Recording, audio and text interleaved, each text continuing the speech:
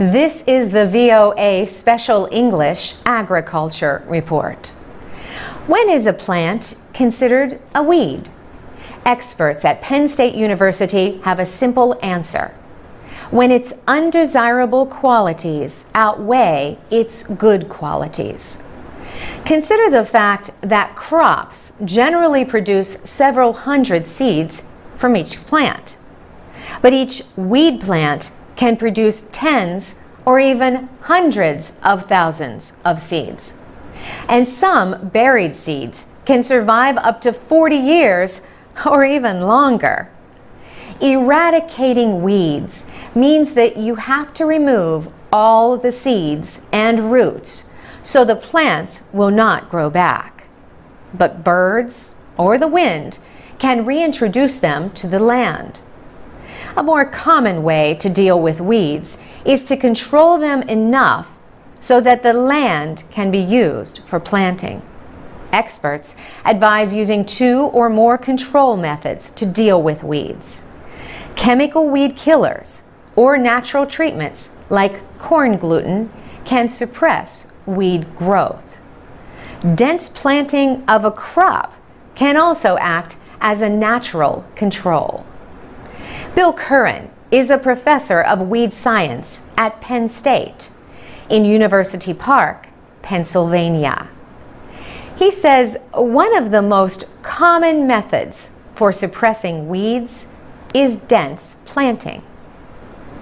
He says a dense, competitive crop that quickly shades the soil will help suppress many weeds. The seeds need light to grow, so blocking the sun will reduce weed growth. Other controls include turning over the soil, pulling the weeds, or covering them with mulch made of shredded wood, garden waste, or other material. But even mulch has its limits. Natural resource specialists point out that weeds can be transported in mulch. This is also true of soil, grain, hay, and animals. Yet, animals like sheep or goats eat weeds, so they can provide a biological control. Insects and other organisms can also act as biological controls. Preventing the spread of weeds is an important part of weed management. Farm vehicles should be kept out of areas with weeds. If that is not possible, then clean off the equipment and your shoes when leaving. Some people burn weeds or bury them deeply or make them into mulch. Professor Curran says another way to make use of weeds is to compost them. Heat is produced in the process of making organically rich compost to improve soil. The heat will kill many, though not all, weed seeds. The same is true for seeds that pass through animals that graze on weeds. Tell us about your own fight against weeds. Share your stories at voaspecialenglish.com. For VOA Special English, I'm Carolyn Presutti. I'm Alex Villarreal with the VOA Special English Agriculture Report. People in a community on the Pacific Coast in Southern California awoke in March to a sea of dead fish. About 850 sailboats and powerboats come and go from the marina at King Harbor in the city of Redondo Beach. But the sardines that swam into the marina never swam out. Estimates put the number of dead fish in the millions. Reporter Pete Demetrio from KNX News Radio in Los Angeles spoke to a man who has lived in the area for 26 years. The man said the die-off was as bad as he'd ever seen, but it was cleaned up pretty quickly so there was not too much smell. He remembered that about 5 years ago, there was another serious kill-off of fish in King Harbor. It was caused by a harmful algae bloom, a so-called red tide of microscopic organisms that spread from time to time. But this time, scientists found no toxic algae in King Harbor, so it was a mystery. A scientist at the University of Southern California released findings of continuing research in his laboratory. Professor David Caron said fish collected on March 8th, the day of the kill, tested strongly positive for domoic acid in their stomach contents. Domoic acid is a powerful neurotoxin produced by one kind of microalgae. Fish, such as sardines and anchovy, can get poisoned when they eat plankton that have eaten the algae. Researchers from USC confirmed that plankton collected about 20 kilometers southwest of Redondo Beach the next day had very high levels of domoic acid. This would support a theory that the fish became poisoned in coastal waters before entering the harbor. High levels of domoic acid in the sardines may have worsened the effects of oxygen loss in the water as the fish crowded into a limited space. Or the domoic acid may help explain why they entered the marina. Professor Caron said research shows that domoic acid poisoning can cause abnormal swimming in some kinds of fish. Harmful algae blooms are a common cause of fish kills. Domoic acid can also cause neurological disorders and death in animals that eat fish poisoned with the neurotoxin. For VOA Special English, I'm Alex Villarreal.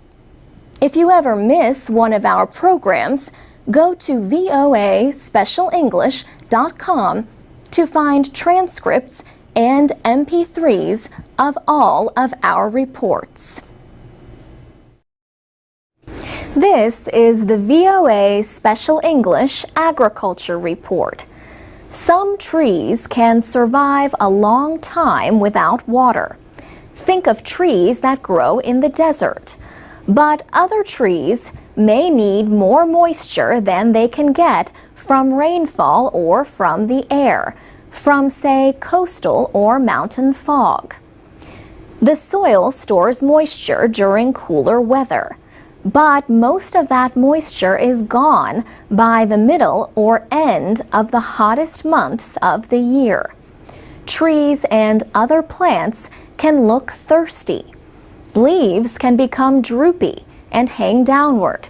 They can also turn yellow. Yellowing can be a sign of too much water, but it can also be a warning sign of too little water. The Vacaville Tree Foundation is a volunteer community group in California.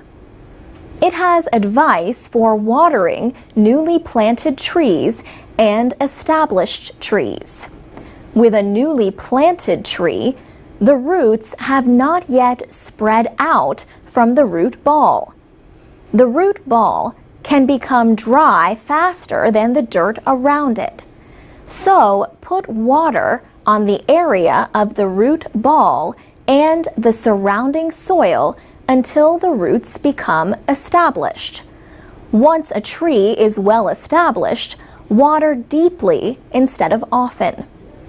The amount of water needed depends on the tree and the soil. Clay soils hold water for longer periods, while sandy soils hold less water. During the hottest season, A deep watering may satisfy a tree for anywhere from 10 days to 4 weeks. Part of skilled watering is knowing to stop when the soil needs a little time to absorb the water. Otherwise, the water runs off the surface and gets wasted. Ted Zwicky is a plant scientist in California with the Phytosphere Research Company and the Vacaville Tree Foundation. He says people should not water established trees at the base of the trunk. This can harm the tree. Too much water in the soil at the base of a tree can lead to the growth of fungi. If the area is too wet, harmful organisms have a better chance to invade the tree and cause disease. Mr. Zwicky says this is true especially in Mediterranean and semi-dry climates. Many trees in these climates have adapted to having a dry area near their base during the hottest season. Mr. Zwicky notes that water displaces air in the soil, but roots are aerobic. They require oxygen for the soil. He says the roots could be starving for oxygen if you keep the soil too wet and block the flow of air.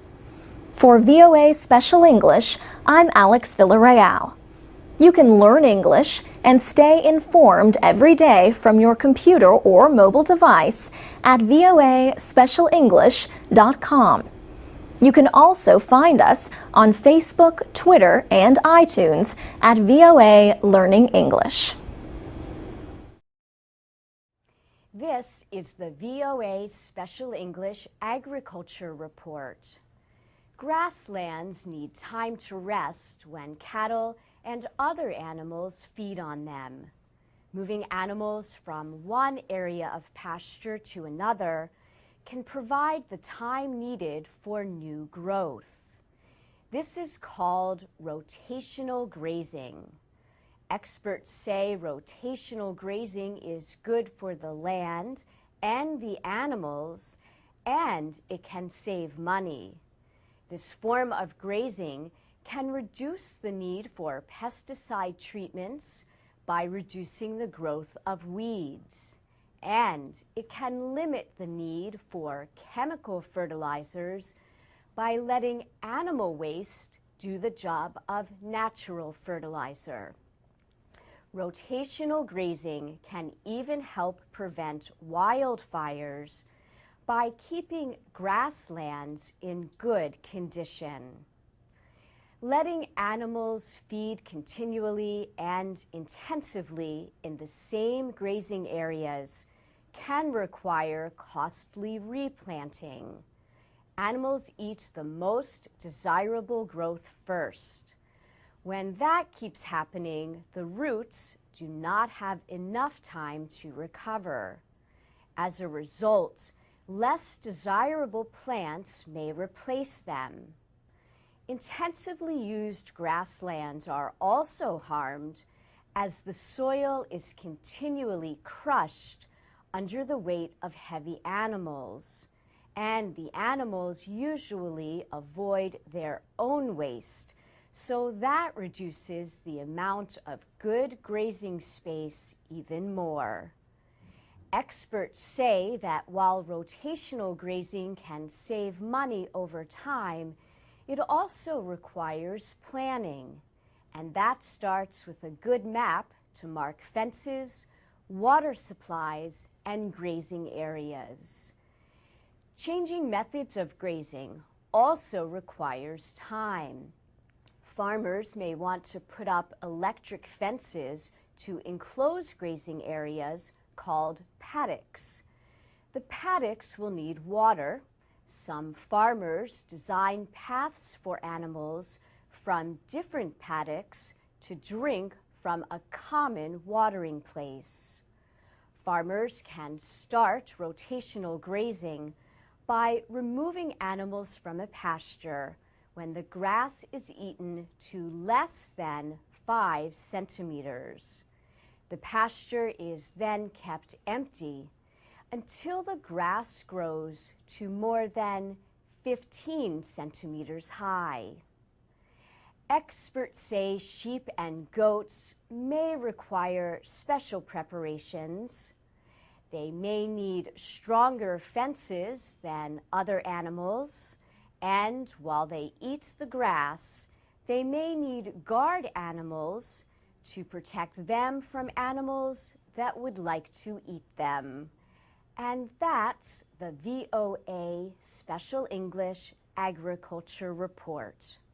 For transcripts, MP3s, and podcasts of our reports, visit us on the web at voaspecialenglish.com. You can also find captioned videos of our reports and post comments and questions.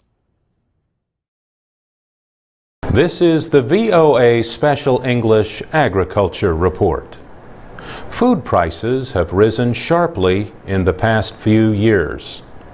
The good news is that the rate of increase has slowed.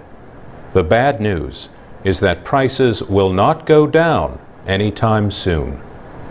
Also, the rate of global agricultural production is slowing, but it needs to increase 60% over the next 40 years to feed a growing world population. These are some of the findings in the OECD FAO Agricultural Outlook 2012-2021. The OECD is the Organization for Economic Cooperation and Development. The FAO is the Food and Agriculture Organization, a United Nations agency. FAO Director General José Graziano da Silva spoke at a news conference in Rome last month when the report was released. Mr. da Silva said, "The world's poorest people will feel the greatest effects of higher prices." He said for millions of people living in extreme poverty, the meaning of higher food prices is clear. They might have to change their diets, often to ones with less nutritional value. In middle-income countries, people are gaining weight. They are eating fewer fruits and vegetables, and they are eating less nutritious and cheaper food. The report also shows that farmers in poorer countries will be leading efforts to feed an expected 9 billion people by 2050. The outlook predicts that farmers in Latin America, the Caribbean, and sub-Saharan Africa will drive agricultural production in the future. Angel Gurria is chief of the OECD. He says we can feed 9 billion people by 2050 without stretching things too far. But he said we have to organize ourselves better. Still, there are many problems. 1/4 of all agricultural land is damaged. Many countries face water shortages, and experts believe climate change is driving increasingly unusual weather. The report says farmers need to use more environmentally sustainable growing methods. At the same time, it says governments should end economically harmful supports and invest more in agricultural production.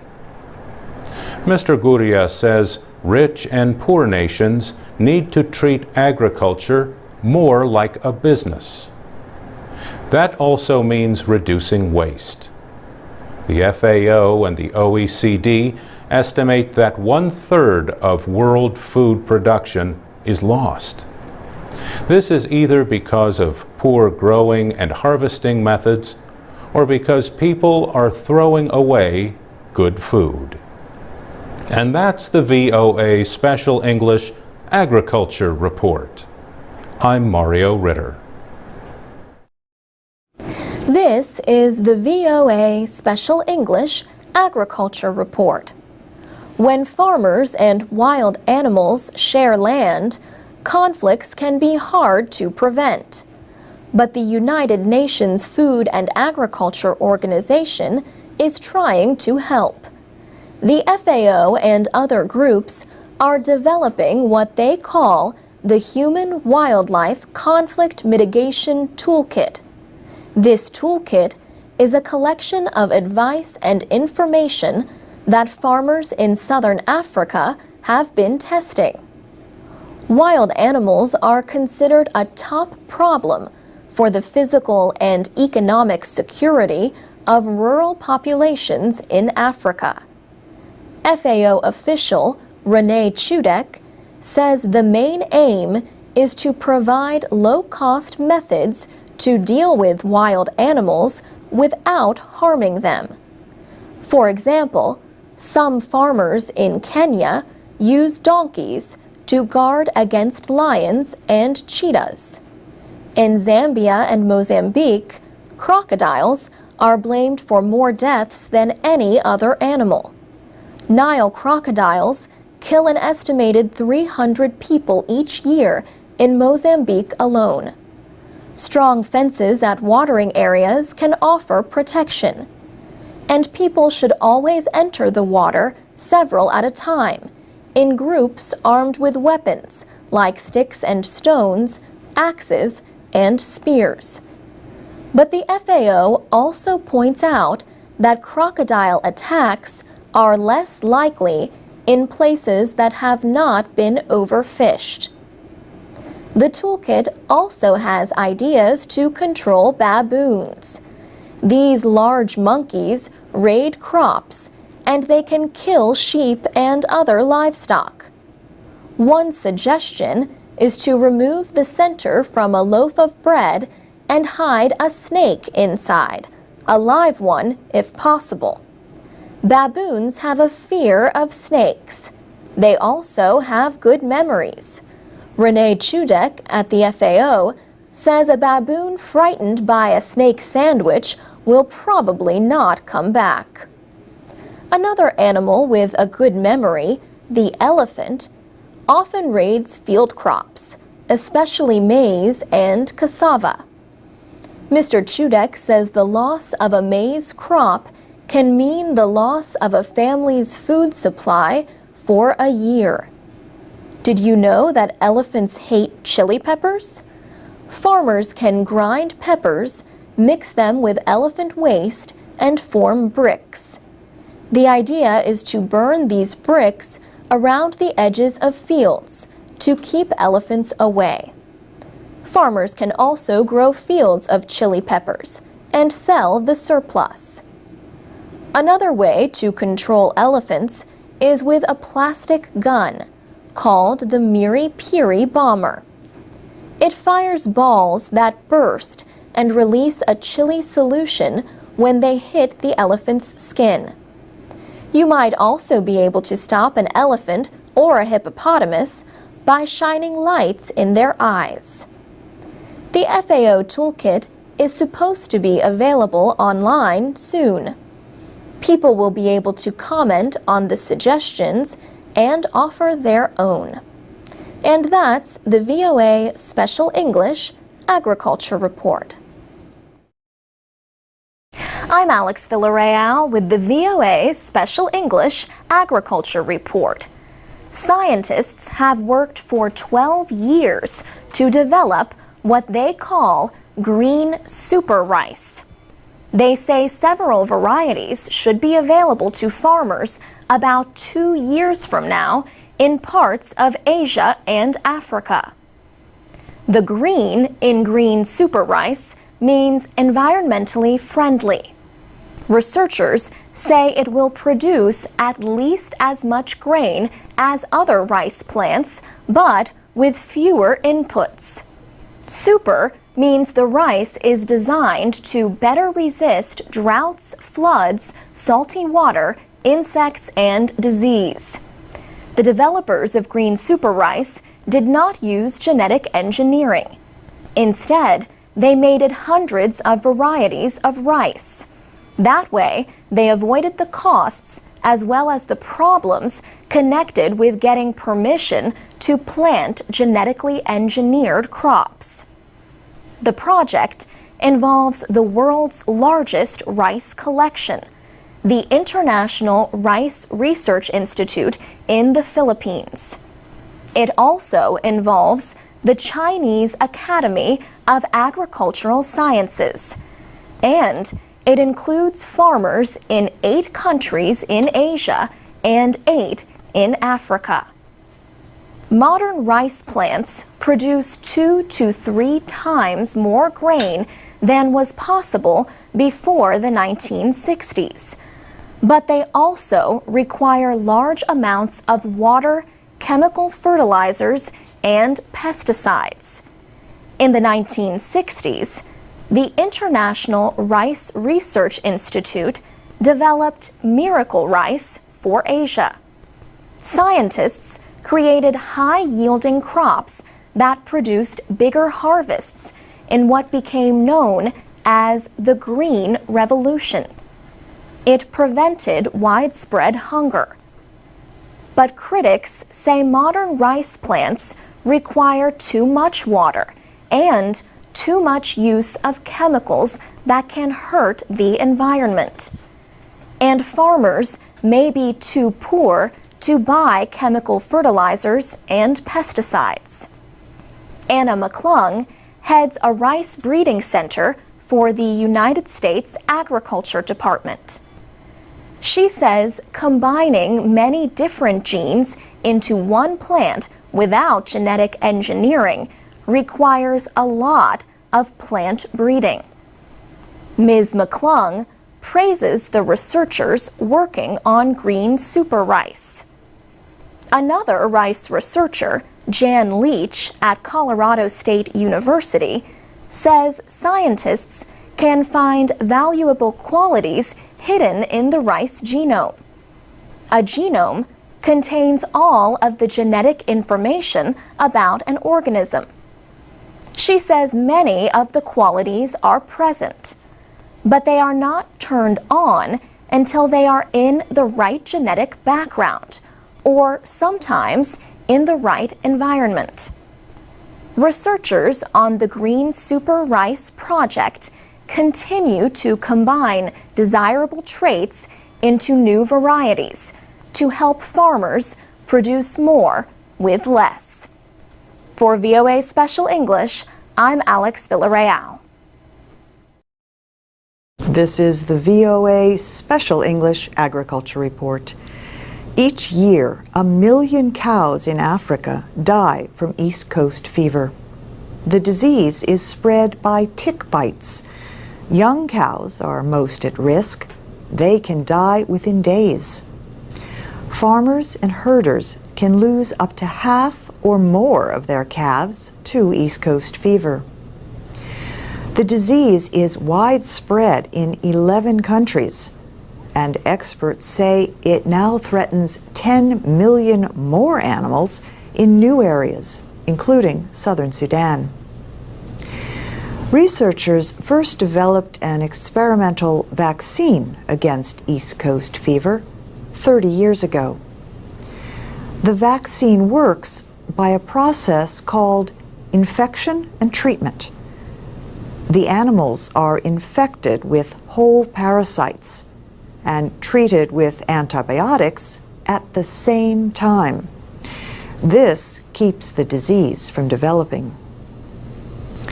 Controlling East Coast fever has meant a better life in areas that have gotten the vaccine. For example, the vaccine has been available to a group of Maasai herders in northern Tanzania for about 7 years. They used to lose 3/4 of their newborn calves each year. Now, most survive. As a result, many people have extra cattle to sell and use the money to pay for school for their children. But making the vaccine more widely available, especially in rural areas, has been difficult. Farmers have been using supplies produced in the 1990s. Recently, there was a shortage. The International Livestock Research Institute made 1 million doses at the request of African officials, but that supply is only temporary. Another problem is that the vaccine must be kept extremely cold. Now, the nonprofit group Global Alliance for Livestock Veterinary Medicines is trying to expand production and lower the cost. GalvMed spokesman Hamid Nourou says mobile phones have helped lower some barriers to distribution. He says now, with cellular technology, most of the people we reach all have cell phones, and they call the delivery agent who can come and meet them at a particular place and do the vaccination for them. The vaccine is not cheap, but Hamid Nourou says the herders get together to sell a bull and use the money to vaccinate all their animals. They understand that they are getting value for their money. A cow is worth nearly twice as much if it is vaccinated. A goal is to have local people develop businesses supplying the vaccine. The efforts are supported by the Bill and Melinda Gates Foundation and the British government. And that's the VOA Special English Agriculture Report. This is the VOA Special English Agriculture Report. Antibiotics are used to cure bacterial infections, but about 50 years ago, farmers started to give small amounts of these drugs to healthy animals in their feed. Scientists found that antibiotics improve the growth rate of animals, but the practice soon led to criticism. Public health experts observed antibiotic-resistant bacteria growing in these animals. Experts say bacteria develop resistance from continual exposure to antibiotics, and resistant bacteria can make it harder to treat infections in humans. Today, big livestock producers around the world use antibiotics for animal growth. Some countries are considering restrictions or already have them. The European Union began to enforce a ban 5 years ago, and South Korea has approved a new ban. In the United States, the Food and Drug Administration first proposed to ban antibiotic use in healthy animals in 1977. Congress, however, asked for more research. Today, there is no ban. But in June of last year, the FDA asked producers to stop the practice over time. That recommendation was not enough for some critics. 5 environmental and consumer groups have asked a court to force a ban by the federal agency. Steve Roach is with the group Food Animal Concerns Trust, or FACT.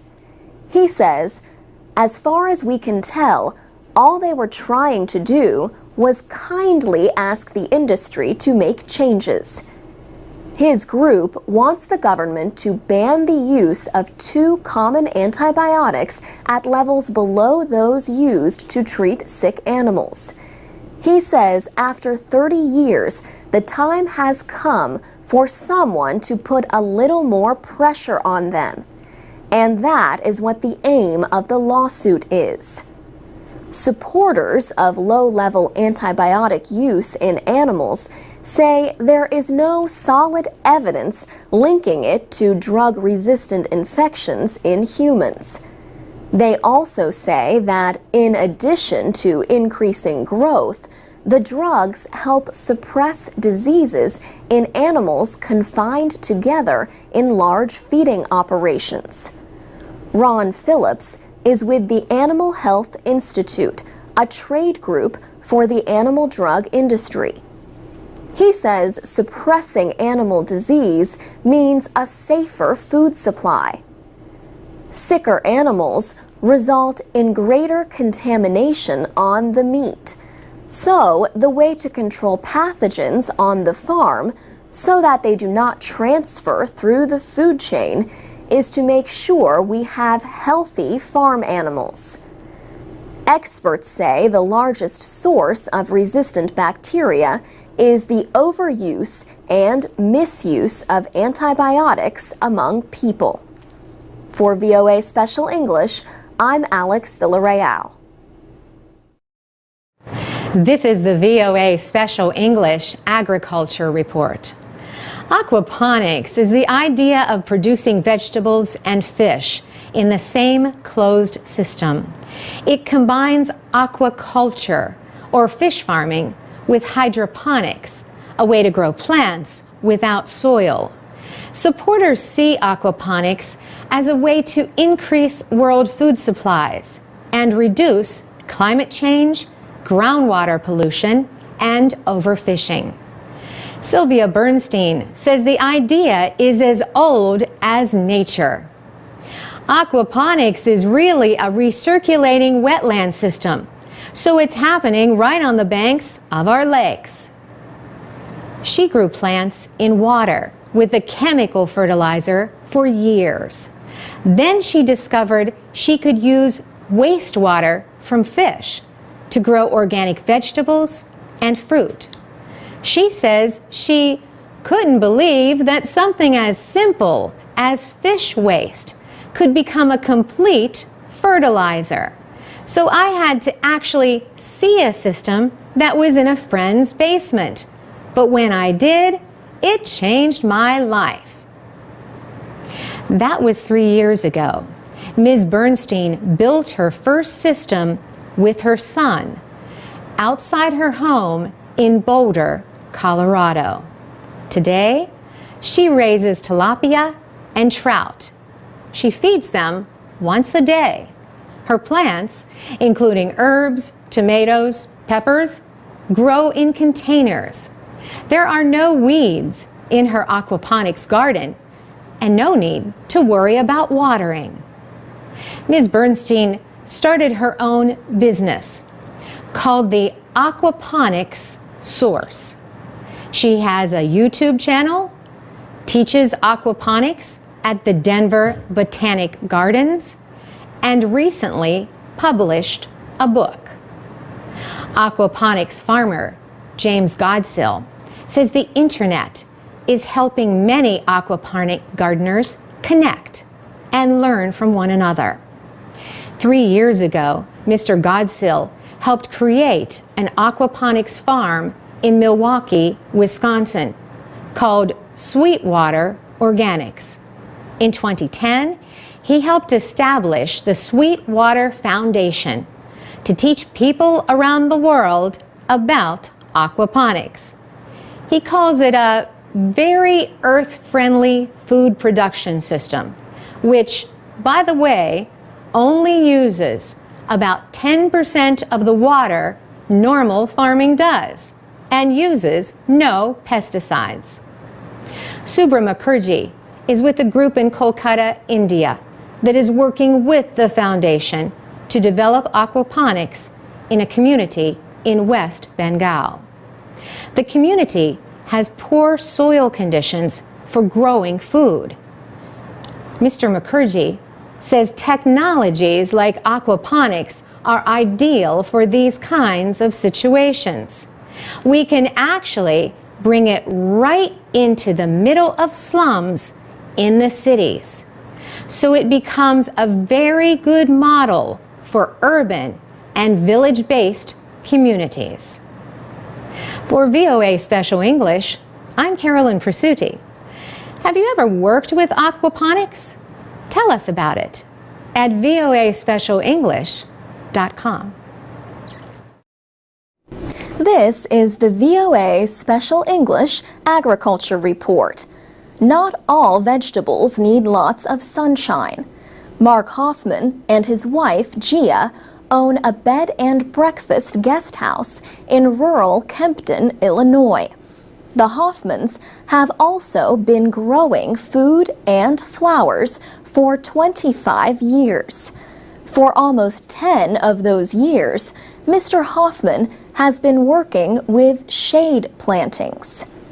He says visitors to his website, greenhousebed.com, often ask how to plant in shade spaces. The bottom line here is that most plants will produce more in full sun. But if you do not have full sun, there are other options.